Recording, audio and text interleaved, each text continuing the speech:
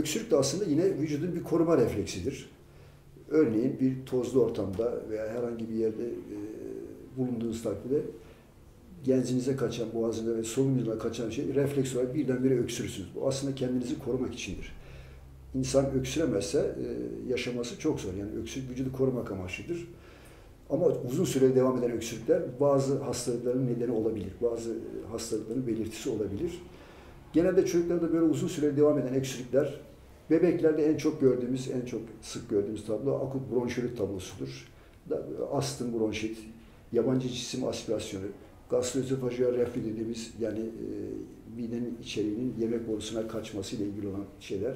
Bronkopulmoner displazi dediğimiz yani doğuştan gelen akciğerin bozuklukla ilgili bir takım hastalıklar.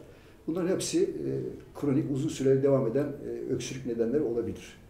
Bunların değerlendirmesi de yani çocuğun yine muayenesiyle, bazı tetkiklerin yapılmasıyla, kontrol akciğer filmlerinin çekilmesiyle ve yakın takibiyle sağlanabilir.